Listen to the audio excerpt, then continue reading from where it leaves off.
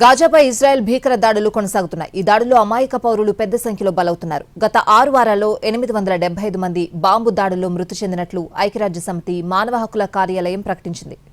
గాజాపై Israel దాడుల పర్వం కొనసాగిస్తోంది. ముఖ్యంగా హమాస్ నేతలే లక్ష్యంగా బాంబింగ్ చేస్తోంది.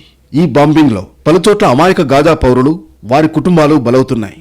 ముఖ్యంగా గాజా ప్రజలకు సాయం అందిస్తున్న గాజా హ్యుమానిటేరియన్ ఫౌండేషన్ సహాయ కేంద్రాలు, ఐక్యరాజ్యసమితి సహా ఇతర సహాయ బృందాలు నిర్వహిస్తున్న క్యాంపుల దగ్గర పెద్ద సంఖ్యలో దాడులు జరుగుతున్నాయి.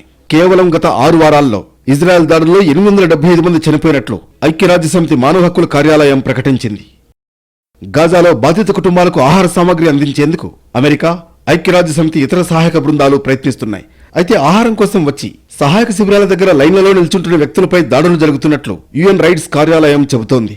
దీనివల్ల సామాన్య, పేద గాజా పౌరులకు సరిగ్గా సాయమందడం కష్టంగానే మారుతోందని ఆందోళన వ్యక్తం చేస్తోంది.